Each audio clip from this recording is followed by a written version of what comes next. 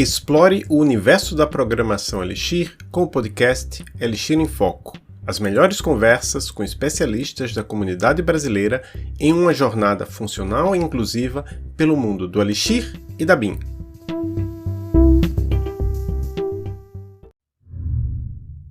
A Erlang Ecosystem Foundation apoia este podcast financiando o software que utilizamos para gravar os episódios. A Erlang Ecosystem Foundation é uma organização sem fins lucrativos, apoiada por mais de 1.000 membros que abraçam o seu modelo de grupos de trabalho colaborativos e eventos de construção de comunidades. Os membros da Erlang Ecosystem Foundation incluem líderes da indústria que se dedicam a promover o estado da arte para Erlang, Elixir, LFI e outras tecnologias baseadas na BIM. Associe-se! O link está na descrição do episódio e a associação básica é gratuita para indivíduos. Olá, eu sou Adolfo Neto, professor da UTFPR Curitiba e do Programa de Pós-Graduação em Computação Aplicada. Estou aqui com Hermínio Torres. Olá, pessoal. Zoe Peçanha talvez chegue daqui a pouco, que são meus colegas de equipe do podcast Elixir em Foco. E a Cristine Guadeloupe não pôde gravar conosco hoje. Um abraço para a Cristine. Este é o podcast da comunidade brasileira de Elixir, mas antes de apresentar a entrevistada de hoje, eu quero informar a todos e a todas que nos dias 25 e 26 de maio nós tivemos um evento presencial em São Paulo, o Elixir Days. Vários de nossos entrevistados e entrevistadas estiveram lá e pela primeira vez na história, 3/4 do podcast estivemos juntos no mesmo espaço físico, eu, Hermínio e Zoe.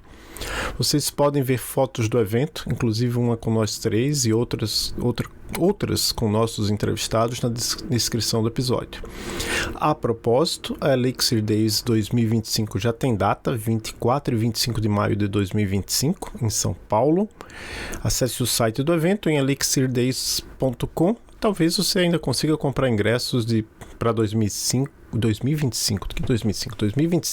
em valor com grande desconto. A gente tem a expectativa de conseguir ter o Bruce Tate de novo, né, que deu uma ótima palestra esse ano, e também o criador da linguagem, José Valim. Quem sabe a entrevistada de hoje se anima, né, submete uma palestra na edição de 2025, diferente dessa que foi meio em cima. A gente vai ter um Call for Talks com a comissão para selecionar e vem também aqui para ministrar uma palestra. Mas enfim, quem é a entrevistada de hoje e por que ela está aqui? Então hoje iremos conversar com Samantha de Araújo.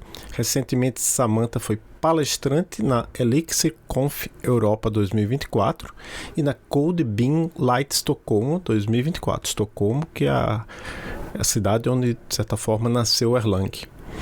Em sua bio no site da Elixir Conf está que Samantha é apaixonada por tecnologia, videogames clássicos, viagens e eletrônicos. Seu primeiro computador foi um 386 com Windows 95, identifica-se com a casa Grifinória, prefere Star Wars ao Matrix, nunca teve paciência para assistir Star Trek. Já está puxando briga assim com uma parte da audiência.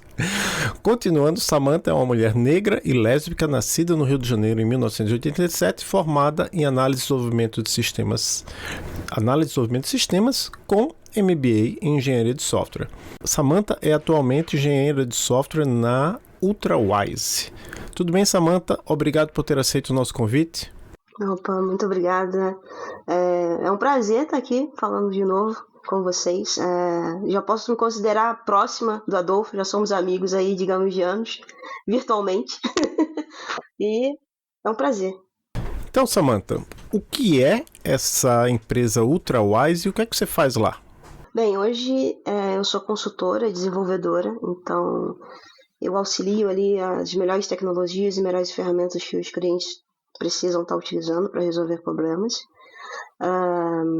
E a UltraWise é basicamente isso, é uma consultoria que está para resolver problemas entre as empresas, trazendo as melhores soluções. Vocês utilizam o Elixir na UltraWise? Geralmente eu indico Elixir para alguns clientes, principalmente quando eu vejo ali a necessidade, principalmente quando eu vejo ali um microserviço que está trazendo um custo que não precisaria, ou está utilizando uma ferramenta uma forma da ferramenta, né, que não é adequada. Então, eu indico. E algumas das vezes a gente até tem sucesso, pelo menos em algum serviço eles acabam adotando, mas não é ainda o nosso forte. Acaba que o nosso forte acaba sendo outras tecnologias. Então, Samantha, quais são as principais bibliotecas e frameworks que você conhece? Do Elixir a gente utiliza bastante ali o Oban, é uma das bibliotecas ali que a gente mais utiliza para processos. E o Phoenix, é o nosso predileto ali, do que a gente sempre utiliza. É um dos que eu mais utilizo e é o que eu mais me sinto confortável também. Além dessas bibliotecas, quais são as vantagens que tu vê de adotar, além de ter essa parte de tooling ferramental, né, que acaba agregando bastante valor em estar adotando essa tecnologia? Olha, a maioria das vezes é performance. É muito. Geralmente, quando a gente compara, utiliza alguma ferramenta para poder comparar a performance de um serviço que já está rodando em alguma tecnologia e compara com Elixir, é brutal. Geralmente é bem mais vantajoso. E muitas das vezes os servidores não precisam nem de tanto recurso como a outra da outra tecnologia tá a utilizar. Então, geralmente é performance que conta. Acaba que um pouco ali do budget também influencia, porque diminui os custos para o cliente. E seria basicamente isso. E na sua percepção, como uma pessoa que trabalha em empresas que eventualmente adotam Elixir, quais são os desafios em adotar Elixir? E geralmente, como eu trabalho mais com companhias ali um pouquinho mais tradicional, geralmente as empresas conhecem mais ali o mercado Microsoft e quando é um pouquinho mais moderno já ouviram falar ou utilizam alguma coisa na AWS.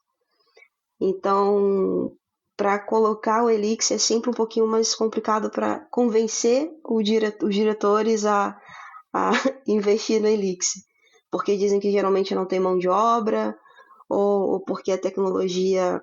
Eu já ouvi falar que falam que a tecnologia é muito, muito nova e não tem ninguém no mercado. Então, às vezes, a gente tem que demonstrar e fazer um treinamento com o time atual para conseguir manter o sistema, né? Fazer a manutenção para avançar. Então, é sempre um desafio, eu digo, convencer mais os diretores do que mesmo os desenvolvedores. Porque, incrível que pareça, às vezes os desenvolvedores até aceitam depois que veem que realmente em algumas escritas e algumas partes ali é mais produtiva do que às vezes as tecnologias que eles já estão habituados. Isso tem sido uma conversa na comunidade de Elixir nessa questão da adoção. Mas então, do ponto de vista da pessoa desenvolvedora, muitas pessoas, dificilmente a gente vai ter uma pessoa que só conheça Elixir, só tenha usado Elixir. Que outras linguagens além de Elixir você conhece, usou, usa e gosta? Assim, o meu background sempre foi C Sharp. Eu já trabalho com C Sharp já há mais de 10 anos. E muitas das vezes ali em alguns projetos por estar C Sharp, às vezes a migração é com VBNet. E então são as linguagens ali que estão sempre me acompanhando. Eu conheço bastante de Python também. E há muito tempo atrás eu trabalhei com PHP, mas já na época ainda que PHP não era orientado a objeto, então isso já foi bastante tempo. Bacana, tem uma longa estrada aí. E cada linguagem de tecnologia bem distinta, assim, com suas características bem únicas, né? De pontos fortes e pontos a melhorar ali, ou não tão legais, assim, que muita gente julga quando está utilizando essa tecnologia. Bem, uma pessoa bem versátil nesse quesito de linguagens. Mas partindo para a parte do bloco 2, né? Que no caso a gente vai estar focando aqui mais sobre as tuas palestras, a pergunta é a seguinte: elas são as duas palestras que chegou a dar, né? Uma na ElixConf Europa e a outra na Code Light de Estocolmo. Foram sobre migração de um aplicativo de armazém de C# para Elixir, né? E você pode contar para a gente como é que foi esse processo, né? De fazer essa Posso sim. migração. esse foi um dos casos de sucesso. Como eu falei, eu sempre tento implementar ali Elixir em alguma ponta.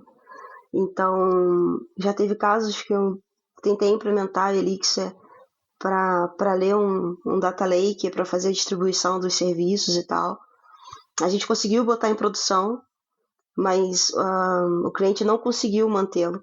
Então, aí eu já... Ok, foi em produção, mas não foi um caso de sucesso.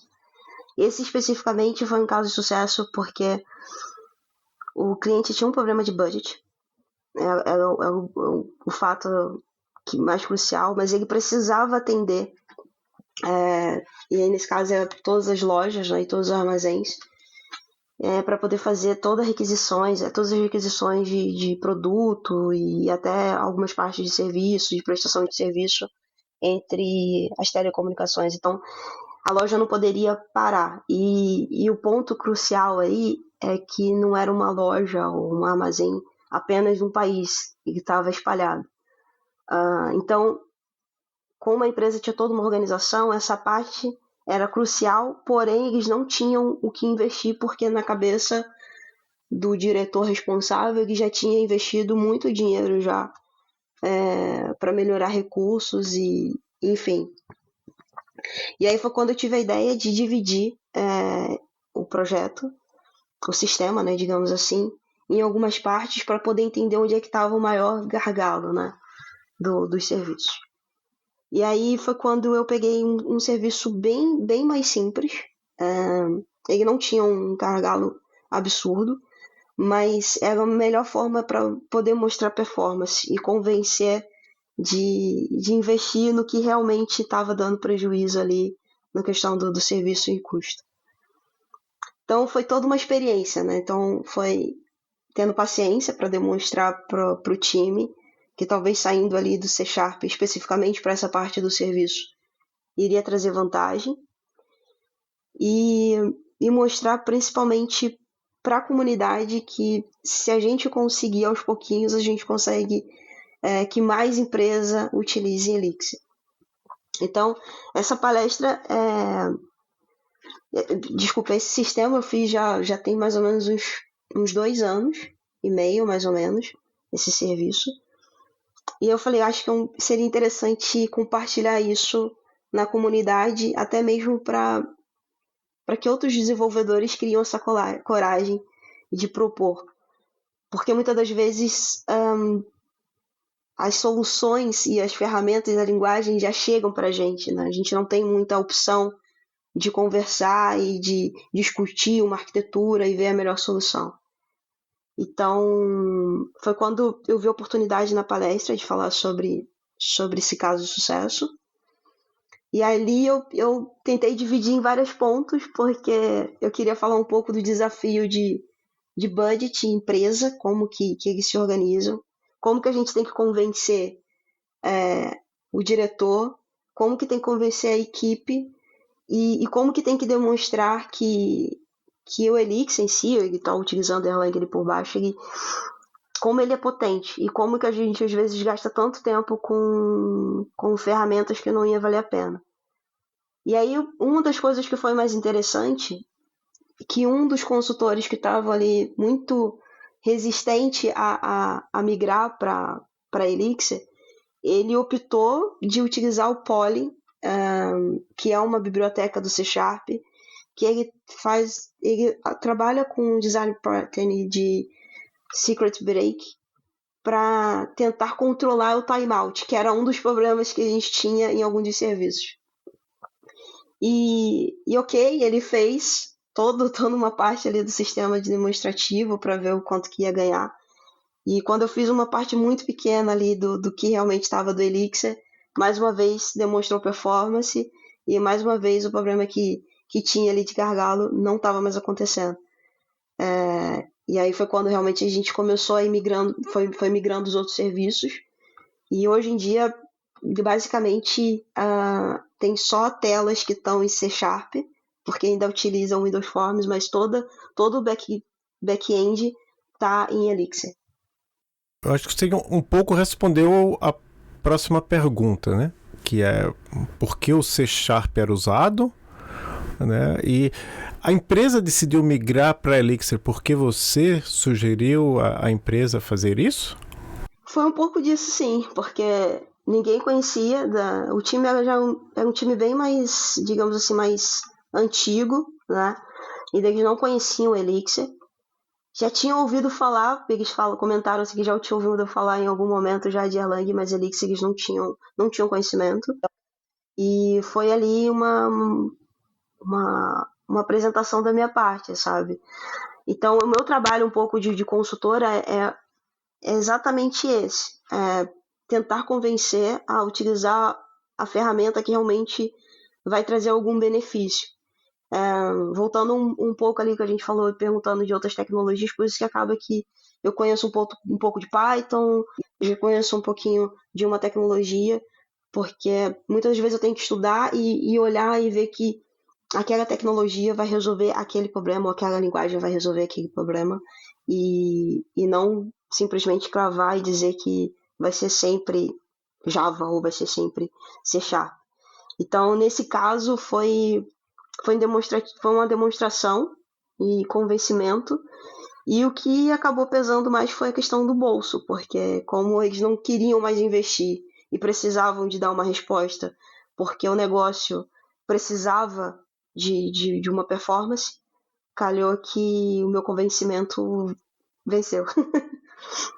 E como é que foi essa parte da adoção pelo restante das pessoas, né, do time, né? Até mesmo porque, como tu chegou a mencionar, nenhum deles tinha um conhecimento ali, sabia um pouco sobre Erlang, mas você tem que ganhar uma certa maturidade com a linguagem para que se sinta confortável a ponto de conseguir desenvolver coisas mais complexas, né? E aí, como é que foi essa parte desse processo, né? Foi base de convencimento e demonstração e paciência.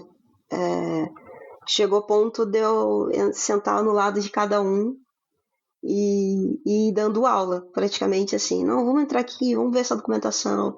Olha como tá mais explicatinho e tal. Vamos tentar fazer isso aqui, até fazer as pessoas convencerem. Então, foi uma briga, digamos assim, não, uma briga fria, na qual eu tive que ter muita paciência para poder ir demonstrando aos pouquinhos, e fora que a produtividade das pessoas eram bem complicadas, assim, porque o Elixir a gente acaba usando muito o terminal, né, para fazer muitos comandos e tal, testes, validações, e já o público que estava ali, a equipe ali, não utilizava muito terminal. Então eu tive que demonstrar também alguns ganhos que a gente tem de produtividade quando a gente sabe manipular o terminal. Então foi algumas coisas ali bem com paciência para poder demonstrar e enfim, é a luta que a comunidade está tendo hoje em dia, né? De ter paciência, falar mais, não falar só entre a gente que a ferramenta é boa, mas tentar falar também e demonstrar com os outros desenvolvedores de outras tecnologias. Sim, de fato. Acho que, por sinal, o Brian Carrera, que é o CEO da Dockyard, ele chegou a fazer um tweet sobre isso daí. A gente usa Elixir, a gente gosta de Elixir, a gente vai para a conferência de Elixir e vai falar sobre Elixir, só que você não tem o que convencer uma pessoa que já gosta, que já usa aquilo ali, né? O interessante é ir para outras conferências, né? Mostrar coisas alternativas que tem no ecossistema que outras pessoas podem estar conhecendo e até, quem sabe, adotar o uso dessa tecnologia, né? O Elixir. Você trouxe um ponto muito importante agora.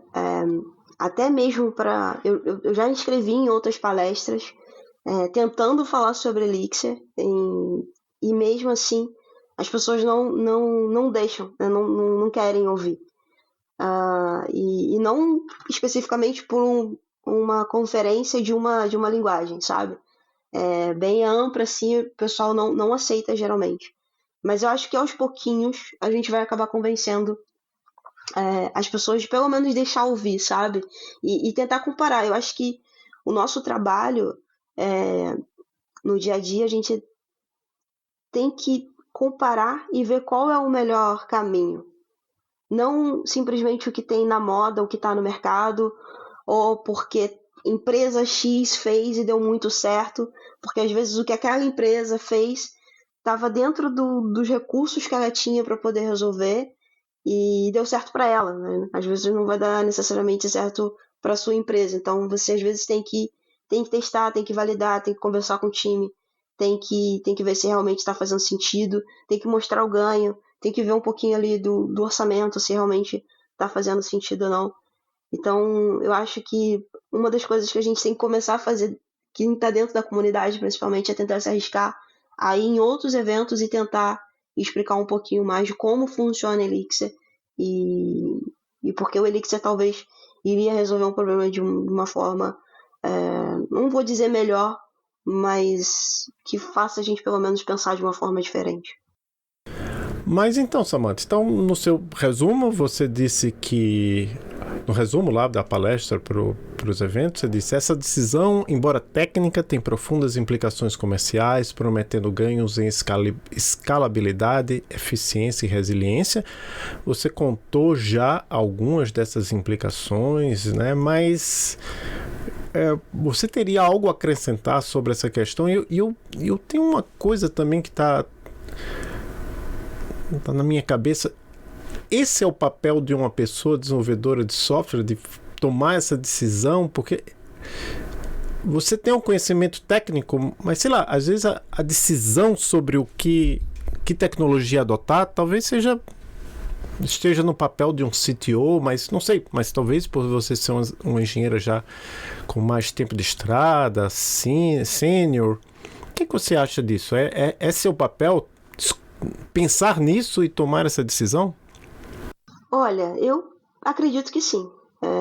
Eu acho que não é simplesmente porque ser sênior, ou por ser pleno, ou por ser júnior. Eu acho que o júnior é só por tempo, né, de experiência, mas às vezes o tempo dele de experiência, o tempo que ele gasta pesquisando, lendo, às vezes é muito mais válido de um sênior que só tem anos, mas não para ler nada. Às vezes só sabe fazer só sabe programar aquilo daquela empresa e ponto. Saiu daquela empresa e não consegue fazer nada.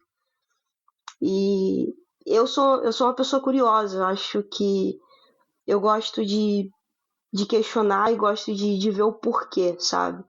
Então, eu sempre vou ser desenvolvedora, sempre vou estar nesse papel de desenvolvedora, mas se eu puder opinar, se eu puder talvez lhe dizer, olha, talvez se a gente olhasse para um outro lado, será que talvez a gente não teria uma outra resposta, talvez não iria responder?